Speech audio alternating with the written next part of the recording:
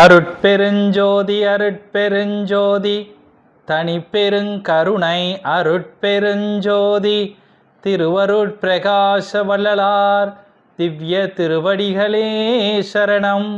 வள்ளல் மலரடி வாழ்க வாழ்க, எல்லா உயிர்களும் இன்புற்று வாழ்க. ராமலிங்கா அபயம், ராமலிங்கா அபயம், ராமலிங்கா அபயம் அபயம். வள்ளலார் பெருமைகள் நேயர்கள் அனைவருக்கும் வந்தனம். நம்முடைய வள்ளலார் பெருமைகளில் நம்முடைய தெய்வமாகிய திருவருட்பிரகாச வள்ளல் பெருமானார் நாம் கடைத்தேறுவதற்காக கொடுத்த அற்புதமான திருவருட்பாவின் பல்வேறு பகுதிகளை நாம் தொடர்ந்து பார்த்து கொண்டு வருகிறோம். அந்த வகையில் ஒவ்வொரு வாரமும் சன்மார்க்க பயிற்சி வகுப்பாகவும் சனி மற்றும் ஞாயிற்றுக்கிழமைகளில் நாம் பார்த்து கொண்டு வருகிறோம். அந்த வகையில் பெருமானார் இன்று கொடுத்திருக்கக்கூடிய மிக முக்கியமான ஒரு விடயத்தை பற்றி தான் நாம் இன்று பார்க்க இருக்கின்றோம். வள்ளல் பெருமானார் நமக்கு கொடுத்த சன்மார்க்கம் என்பது பல்வேறு உட்பிரிவுகளை உள்ளடக்கியதாக இருக்கிறது. சன்மார்க்கம் என்று சொன்னால் அது பெருமானாருக்கு முன்பும் இருந்தது. அப்படி பெருமானாருக்கு முன்பிருந்த வள்ளல் பெருமானாருக்கு முன்பிருந்த சன்மார்க்கத்தை பெருமானார் சுத்தம், சமரசம், சத்தியம் என்கின்ற 3 வார்த்தைகளை சேர்த்து சுருக்கமாக சுத்த சன்மார்க்கம் என்று நமக்கு அமைத்து கொடுத்தார். ஆனால் பெருமானார் ஜீவகாருண்ய ஒழுக்கத்தில் வருகின்ற பொழுது சன்மார்க்கம் என்றால் அது ஜீவகாருண்யம், ஜீவகாருண்யம் என்று சொன்னால் அது சன்மார்க்கம் என்று சொல்கிறார். அப்போ இந்த ஜீவகாருண்யம் என்றால் என்ன என்று பெருமானாரின் அருட்பாக்களுக்கு உள்ளே நாம் பயணம் செய்து பார்க்கின்ற பொழுது ஜீவகாருண்யம் ஈக்குவல் டு சன்மார்க்கம் என்று சொன்னால் சன்மார்க்கம் ஈக்குவல் டு காதல் என்று வந்து நிற்கிறது. பெருமானார் எந்த இடத்திலெல்லாம் காதல் என்கின்ற வார்த்தையை பயன்படுத்துகிறாரோ பெரும்பாலான இடங்களில் அது ஜீவகாருண்யத்தை குறிப்பிடுவதாக அமைந்திருக்கிறது.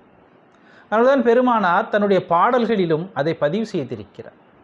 பெருமானாருடைய ஒரு பாடல் ரொம்ப அற்புதமாக வருகிறது. அரங்காதல் செய்தேனை ஆண்டு கொண்டு இங்கே அருட்பெருஞ்சோதியாய் ஆடும் அழகர் அப்படின்னு பெருமான் சொல்வார். அரங்காதல் என்று ஒரு வார்த்தையை பெருமானார் பயன்படுத்துகிறார். காதல் என்று சொன்னால் சரி, அரங்காதல் என்று சொன்னால் பிற உயிர்களை காதலிக்கக்கூடிய ஜீவகாருண்யத்தை, உயிர் இரக்கத்தை பெருமானார் அரங்காதல் என்று எடுத்து கொடுத்திருக்கிறார். அப்படி அந்த காதலை நாம் ஏன் மேற்கொள்ள வேண்டும் என்று பார்க்கின்ற பொழுது பெருமானாருடைய 2 பாடல்கள் ரொம்ப அற்புதமாக வந்து நிற்கிறது.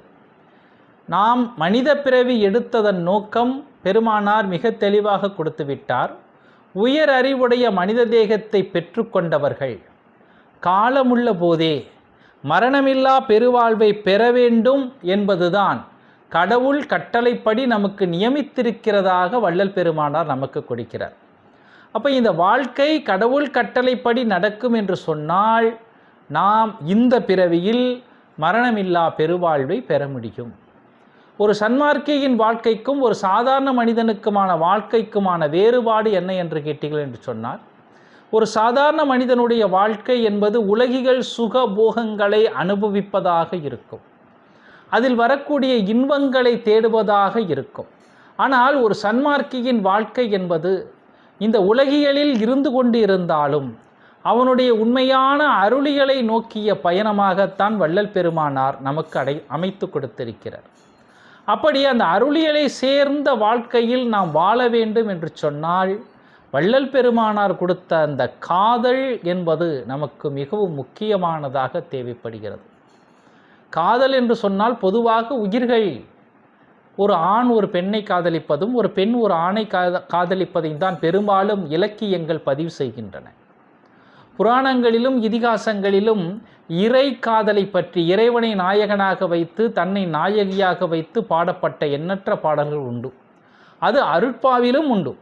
அருட்பாவிலும் பெருமானார் இறைவனை நாயகனாக பாவித்து தன்னை நாயகியாக பாவித்து பல்வேறு காதல் பாடல்களை பாடியிருக்கிறார். ஆனால் நமக்கான காதல் பாடல் என்று வருகின்ற பொழுது பெருமானார் எப்படி கொடுக்கிறார் என்றால் ஜீவகாருண்யத்தை காதலிக்க சொல்கிறார். நல்லா கவனிங்க, ஜீவகாருண்யம் செய்வது என்பது இல்லை, ஜீவகாருண்யத்தை காதலிக்க பெருமானார் நமக்கு எடுத்து கொடுத்திருக்கிறார். அது எப்படி வருகிறது என்று பார்த்தால், பெருமானாருடைய 2 பாடல்கள் ரொம்ப அற்புதமாக அதை நமக்கு பறைசாற்றுகிறது.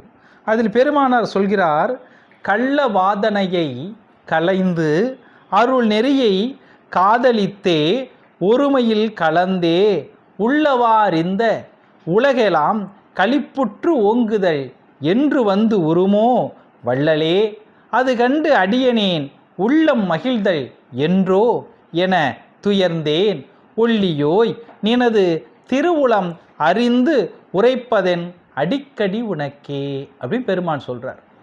மனிதர்களாக வாழ்ந்து கொண்டிருக்கக்கூடிய நாம் அனைவருக்கும் இருக்கக்கூடிய பிரச்சனைகள் என்ன என்று கேட்டால், நம்முடைய 5 இந்திரியங்களும் 4 கரணங்களும் ஏற்படுத்தக்கூடிய கள்ள வாதனை, தீய பழக்க வழக்கங்கள், தீய குணங்கள், காமம், கோபம், பொறாமை, பேராசை, லோபித்தனம், இன்னும் அடுக்கிக்கிட்டே போகலாம்.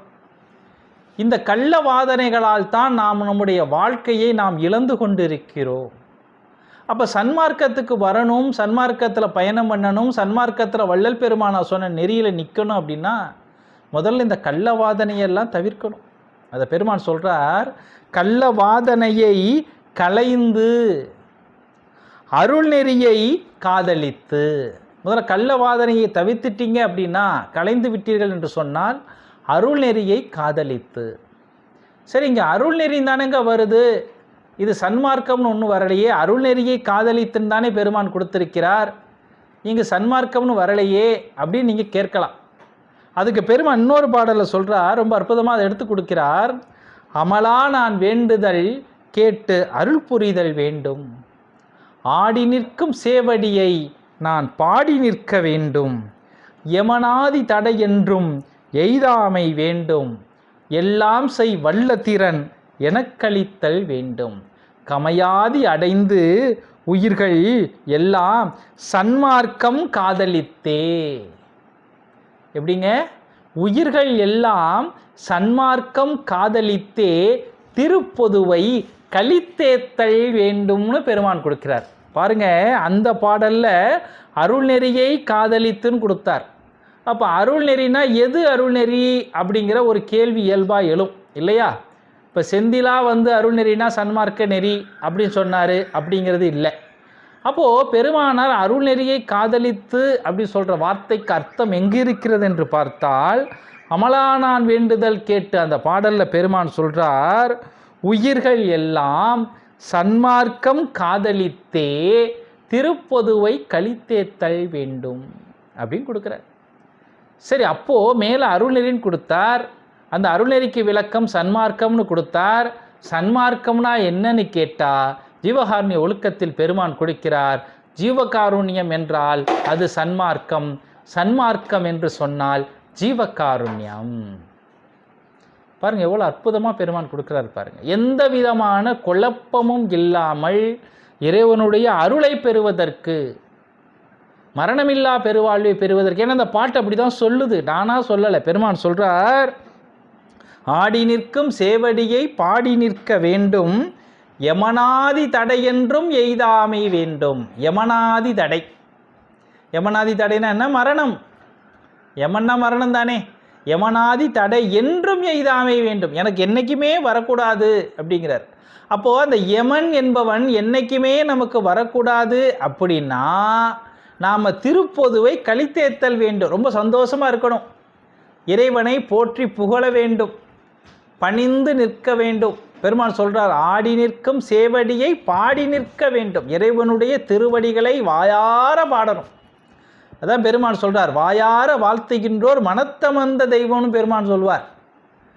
பாருங்கள், ஜீவகாருண்யம்னு சொன்ன உடனே ஒன்றே ஜீவகாருண்யம் மட்டும் பிறருக்கு உதவி செய்கிறது மட்டும் கிடையாது, பக்தி உண்டு. பக்தி இல்லாமல் ஜீவகாருண்யம் நிறைவே பெறாது, பக்தி இல்லாமல் ஜீவகாருண்யம் நிறைவே பெறாது. பெருமான் சொல்கிறார், அமலானான் வேண்டுதல் கேட்டு அருள் புரிதல் வேண்டும், ஆடி நிற்கும் சேவடியை பாடி நிற்க வேண்டும். ஆடிக்கொண்டு இருக்கக்கூடிய உன்னுடைய அற்புதமான திருக்கமலங்களை நான் எப்பொழுதும் பாடி நிற்க வேண்டும், வாயார வாழ்த்த வேண்டும். அப்படி வாயார வாழ்த்தணும் அப்படின்னா ஒருவருடைய மனம் தூய மனமாக இருக்க வேண்டும். மனம் தூய மனமாக இருக்க வேண்டும் என்று சொன்னால் அவருக்கு பக்தி அவசியம் தேவைப்படும்.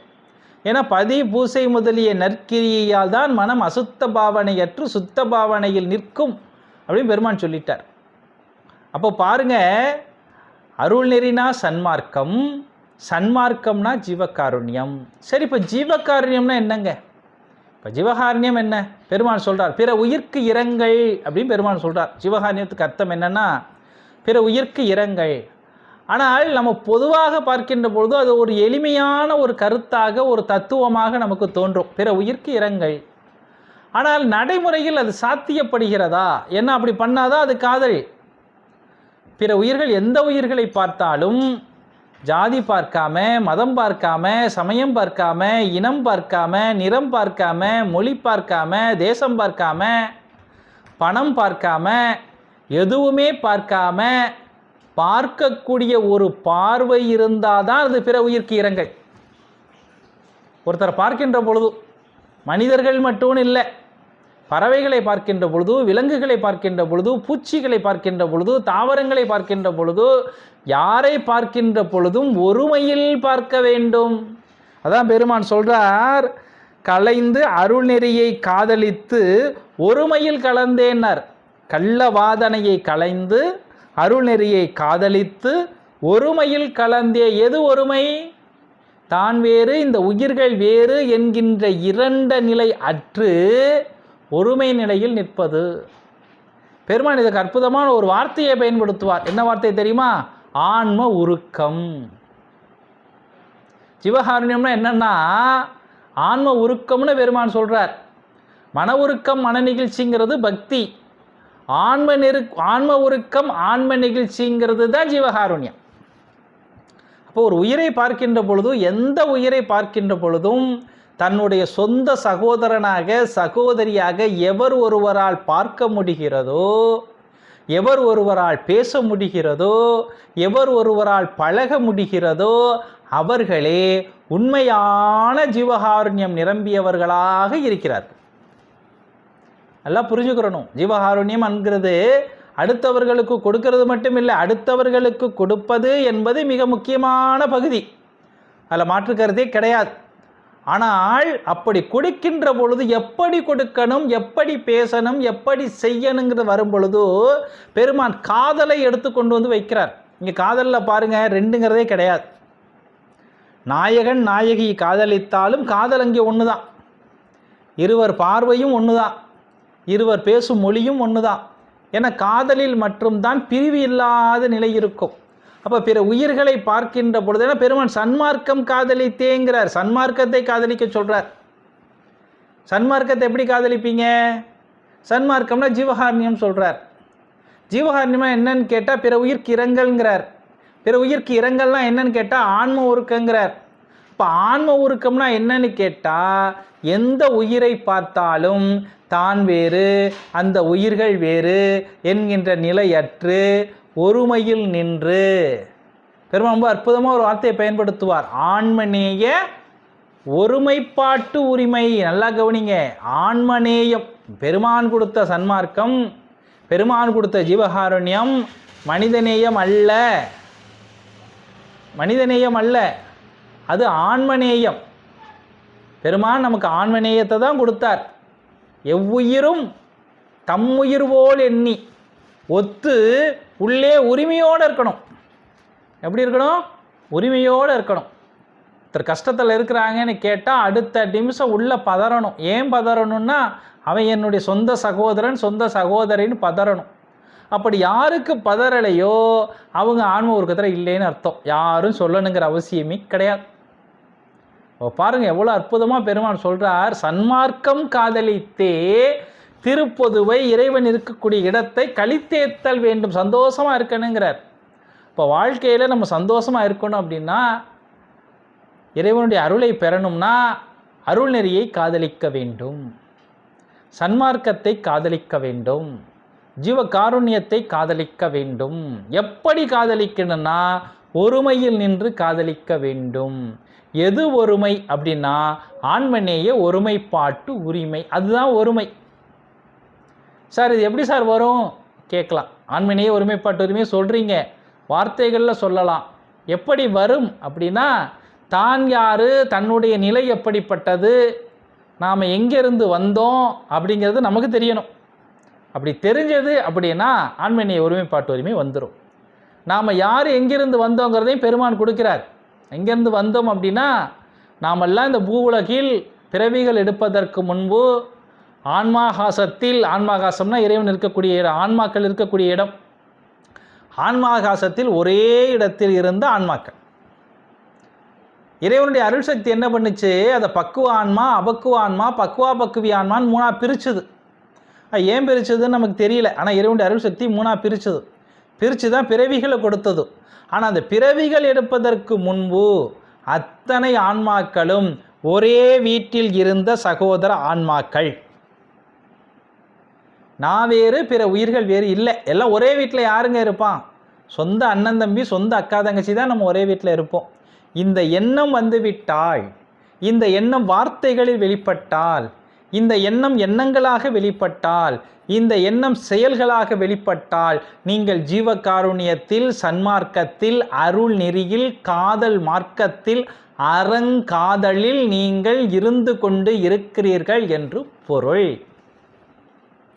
வள்ளல் பெருமான் கொடுத்த சுத்த சன்மார்க்கமே இதுதான். இதை புரிந்து கொண்டாய் நாம் என்றென்றும் பெருமான் சொன்னது போல கலித்தேத்தல் வேண்டும். பெருமான் சொன்னார் இல்லையா, நம்மளும் ரொம்ப சந்தோஷமாக மகிழ்ச்சியாக எந்த பிரச்சனையும் இல்லாமல் இறை அருளை நிச்சயமாக பெற முடியும். அதுதான் பெருமான் இந்த பாடல்களெல்லாம் பாடி கொடுத்திருக்கிறார். இதை புரிந்து உயிர் இரக்கத்தோடு வாழ்வோம், காதலித்தே திருப்பொதுவை கலித்தேத்துவோம் என்று கூறி உங்களிடமிருந்து விடைபெற்றுக் கொள்வது உங்கள் அன்பு சகோதரன் காஞ்சிபுரத்திலிருந்து செந்தில். அருட்பெருஞ்சோதி அருட்பெருஞ்சோதி தனிப்பெரும் கருணை அருட்பெருஞ்சோதி. ராமலிங்கா அபயம் ராமலிங்கா அபயம் ராமலிங்கா அபயம் அபயம். நன்றி, வந்தனம்.